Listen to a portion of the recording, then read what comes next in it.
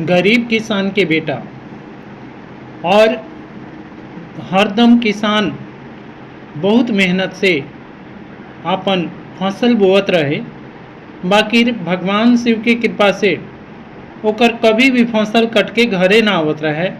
कभी अकाल पड़ जाए, कभी सूखा पड़ जाए, कभी बारिश हो जाए, जना के चलते वो एक दिन अपन दोनों बेटा के खेती सौंप के और स्वर्ग सिधार गई। और कलश की बेटा, जिंदगी में कभी भी भोला बाबा के साथ मत छोड़िया जा, काहे कि भोला बाबा ही सब कुछ देवे वाला हमें। और जब तक भोले बाबा के साथे रह बजा तो हन जाना के उद्धार होत रही और मोक्ष के प्राप्ति कर बजा। और ये तरह करके बापूजी तो चल गए सुरधामपुर, बाकी बेटा सबके बहुत दयनीय दशा हो गई।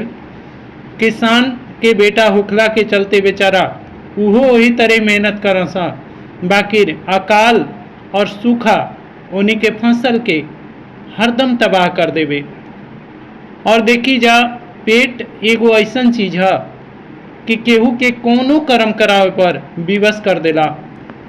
अब बेचारन पर दोनों भाई पर बड़ा भार पड़ गई और ये तरह करके उन्हीं के गलत संगत पकड़ लेने सब।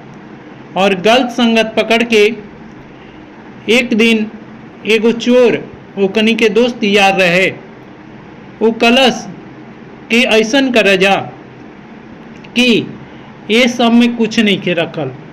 अरे अमीर बने के बा तो कोनो बड़ा हाथ मारा जा। अब उन्हीं के कहने सा कि अरे भाई बड़ा हाथ का काला, हमनी के तो जीवन भर किसान के घरे जन्मनी जा, किसान के घरे पलनी जा और किसानिए कैनी जा, और कुछ हमनी के नहीं जा जानत। बाकी वो जौन चोर रहे कलश की, देखा जा अब सोना चांदी के व्यापार कर जा और देखा जा अब दूसर धंधा करवा जा, तबे तोहन जना के पेट चली, नहीं तो भूखे मरे के सिवा और कुछ नहीं के रह गई।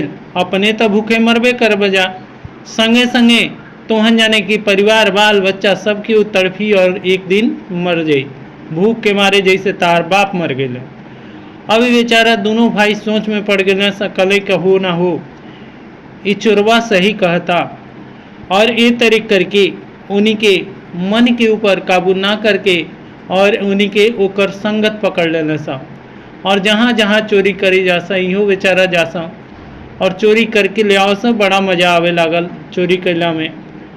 और एक दिन के बाद भइल कि जौन बड़का चोर रहे, जौन इन्हीं के यार, वो कलश के ऐसन करे के बा अब के हाली भोले बाबा के घरे चोरी करे के बा।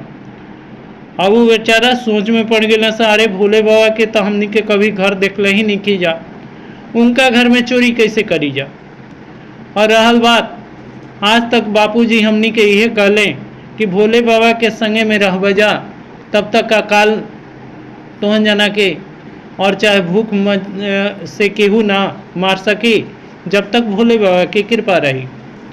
और ये तरह करके एक दिन के बाद भाई कि चल गए सब विश्वनाथ जी में चोरी करे। और वो दिना वो चोर बीमार रहे, वो पता तो बता दिला विश्वनाथ जी के कि विश्वनाथ जी के घंटा जौन बा वो एक सवा मन के बा, एक गो घंटा। और उस सवा मन के घंटा तोहन जना अगर उतार लेवा जा तो जिंदगी भर तोहन जना बैठ के खैबा जा, कबो चोरी चकारी ना करे के पड़ी, कोनो मेहनत ना करे के पड़ी। ये बेचारा लालच में पड़ के विश्वनाथ जी के मंदिर में पहुंच गए सा चोरी करे। खुदा ना खास्ता वो दिना बहुत आंधी तूफान चलत रहे और आंधी तूफान चलला से जौन भी दिया बत्ती रहे सब बुता गए रहे, काहे कि पहले के ज़माना में बिजली बत्ती ना रहत रहे। ऐसे ही भक्त लोग जितना रहे दिया बत्ती बार के और शाम के पूजा करके चल जाए। ये तरह करके जितना दिया के तेल रहे सब तो ख़त्म हो गए रहे और दो चार गो दिया जौन रहे उहे सिर्फ बिना बत्ती के और रहला के चलते उमें दिया में तेल रहे, बाकी वो जलत ना रहे, काहे कि उमें बत्ती अपने आप जल के ख़त्म हो गए रहे। अब ये बेचारा दोनों पहुँचले सब अब पहुँचला के बाद में अब अंधेरा, अब उन्हीं के कुछ भी दिखाई ना दिलस। अब वो देखले सब कि चमचमात सोना के जौन घंट रहे, सवा सवा मन के 4 गो घंट वो मंदिर में लगा रहे। और ये तरह करके दोनों भाई सलाह कैले कि घंटवा तो उतार ही के पड़ी, बाकी उतारे खातिर कुछ ऊंचा स्थान चाहिए। तब एगो भाई का काम कैलस कि आपन गमछा फरलस और गमछा फाड़ के ओकर बत्ती बनौलस, बत्ती बना के उमें डाल दिलस और डाल के एगो दिया अभी हल्का हल्का मध्यम मध्यम जलत रहे। वो तरीक करके वो 10 गो दिया बनौलस और 10 गो दिया में बाती डाल डाल के और धीरे धीरे सब घर यानी कि भोले बाबा के घर अंजोर कर दिलस, मंदिर अंजोर कर दिलस।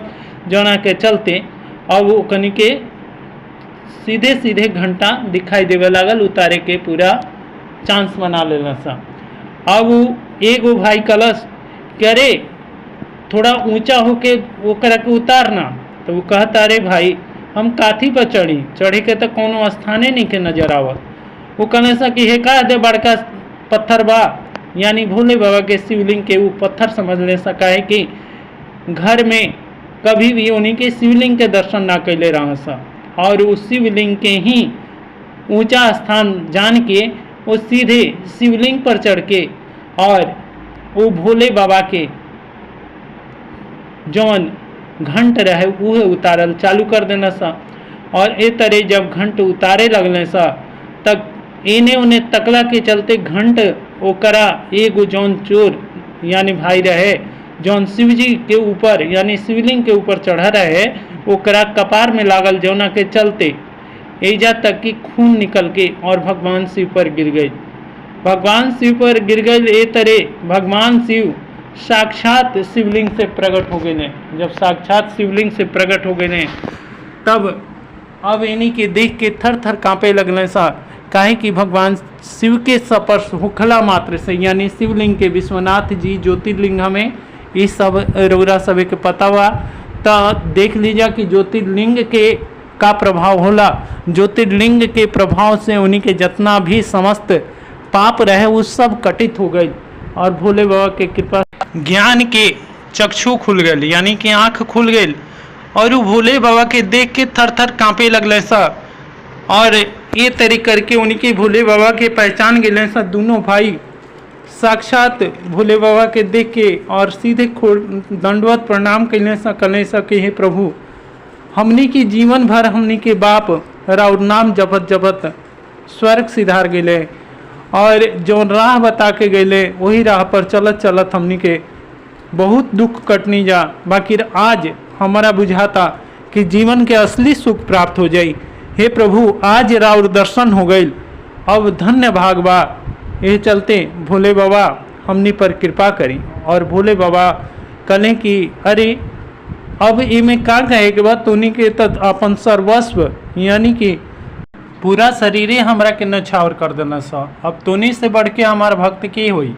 ये चलते आज से हम तोरा के अचल संपत्ति दे तनी कि जो कौनो युग में तोनी के ख़त्म ना होई और तोनी के आदि औलादी भी एकर भोग करी और अंत में तोनी के हमार शिव धाम के प्राप्ति हुई। और ये तरी करके भगवान शिव भोलेनाथ उन्हीं पर प्रसन्न हो गए और उन्हीं के पूरा जीवन भगवान के समर्पित हो गई। हर हर महादेव, जय श्री गुरु।